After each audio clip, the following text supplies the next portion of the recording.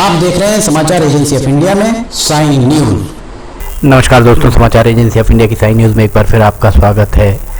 विवाह पंचमी के अवसर पर बुधवार 8 दिसंबर 2021 को सिवनी शहर भगवान शिव की नगरी माना जाता है। सिवनी शहर में गांधी चौक स्थित प्राचीन राम मंदिर में विवाह उत्सव संपन्न हुआ।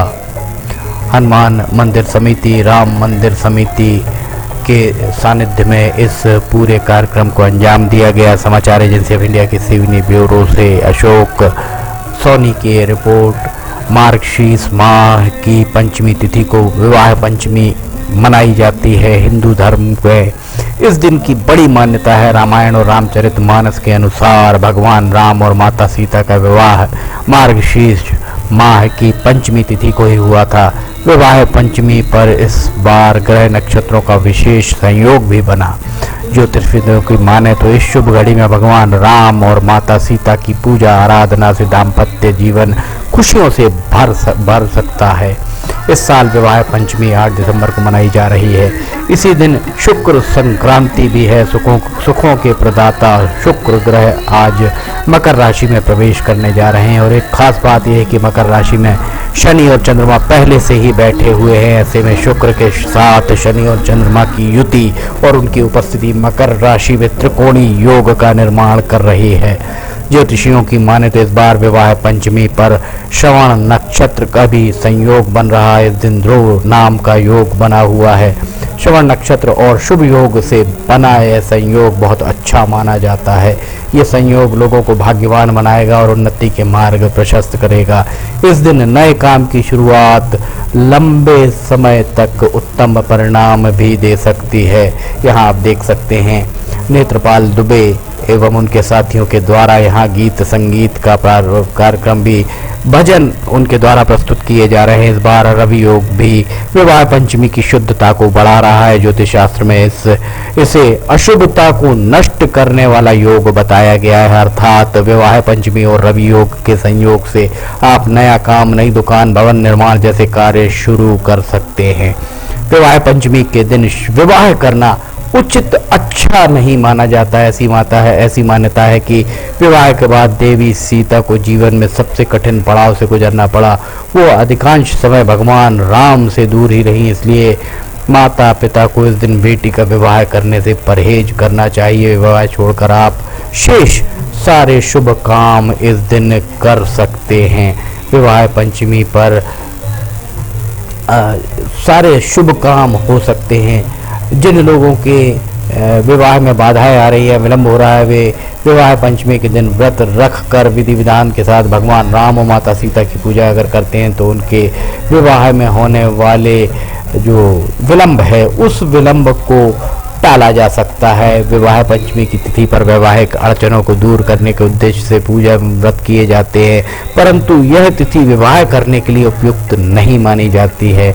समाचार एजेंसी ऑफ इंडिया के सिवनी ब्यूरो से अशोक सोनी की रिपोर्ट। इसका कारण ये है कि राम सीता के विवाह के बाद उनका कष्ट भरा जीवन सभी के सामने है। जैसा रामचरितमानस और रामायण में उल्लेख मिलता है, 14 साल वनवास के बाद भी माता सीता को अग्नि परीक्षा से गुजरना पड़ा।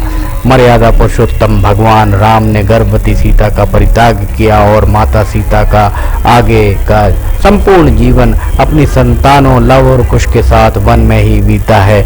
यही वजह है कि विवाह पंचमी के दिन लोग अपनी पुत्रियों का विवाह करने से कतराते ही हैं। वे इसको जहाँ तक संभव हो विवाह नहीं करते हैं। समाचार एजेंसी ऑफ इंडिया के सिवनी ब्यूरो से अशोक सोनी की रिपोर्ट। सिवनी में शुक्रवारी स्थित गांधी चौक के पास प्राचीन राम मंदिर, जिसका अपना अलग इतिहास, अलग महत्व है, वहाँ विवाह पंचमी पूरे विधि विधान के साथ संपन्न हुई। विवाह पंचमी को लेकर कई पुराणों में इसका विशेष महत्व है।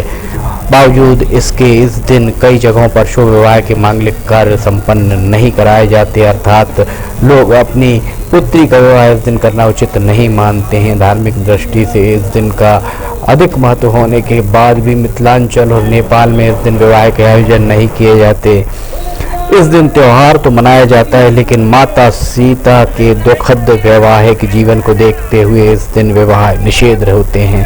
शास्त्रों की माने तो भौगोलिक रूप से सीता मिथिला की बेटी कहलाई जाती हैं, इसलिए भी मिथिलावासी सीता माता के दुखों और कष्टों को लेकर अतिरिक्त रूप से संवेदनशील हैं। 14 साल का वनवास के बाद भी गर्भवती सीता माता का भगवान राम के द्वारा परित्याग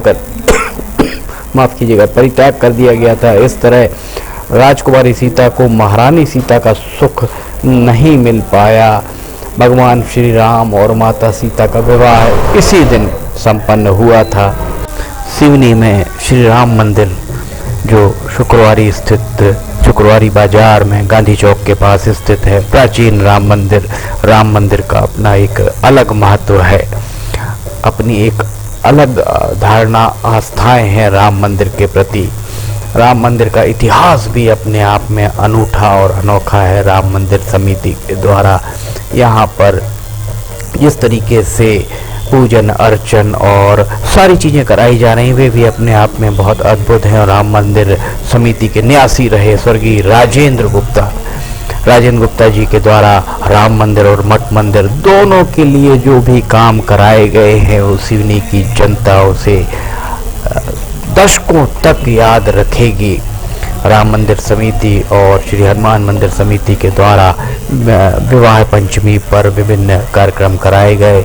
ये राम मंदिर का शिखर आप देख रहे हैं। राम मंदिर का शिखर अपने आप में अद्भुत अनूठा प्रतीत होता है। और यहाँ नेत्रपाल दुबे और उनके साथियों के द्वारा लगातार ही यहाँ पर भजन कीर्तन कराए जा रहे हैं। यहाँ आप देख सकते हैं लोगों के श्रद्धालु किस तरह यहाँ उमड़ रहे हैं विवाह पंचमी के अवसर पर। समाचार एजेंसी ऑफ इंडिया के सिवनी ब्यूरो से अशोक सोनी की ये रिपोर्ट। विवाह पंचमी पर श्री राम मंदिर शुक्रवारी गांधी चौक स्थित श्री राम मंदिर समिति के द्वारा श्री राम मंदिर में विवाह पंचमी परंपरागत उल्लास परंपरागत उत्साह के साथ मनाई गई। यहाँ श्रद्धालुओं ने झांकियों के दर्शन किए, रामलला के दर्शन किए, भगवान श्री राम माता सीता सभी के दर्शन किए। समाचार एजेंसी ऑफ इंडिया के सिवनी ब्यूरो से अशोक सोनी की रिपोर्ट। अगर आपको समाचार एजेंसी ऑफ इंडिया की साइन न्यूज़ में ऑडियो बुलेटिन, वीडियोस, मौसम के अपडेट आदि पसंद आ रहे हों तो आप उन्हें लाइक, सब्सक्राइब और शेयर जरूर कीजिएगा। समाचार एजेंसी ऑफ इंडिया के सिवनी ब्यूरो से अशोक सोनी की ये रिपोर्ट। हम लगातार ही आपको नई नई जानकारियों से रूबरू करा रहे हैं। फिलहाल आपसे हम इजाज़त लेना चाहेंगे। कितनी मोहक झांकी यहाँ दिख रही है प्रतिमा भगवान श्री राम, माता सीता और लक्ष्मण जी की। फिलहाल इजाज़त लेना चाहेंगे। जय हिंद।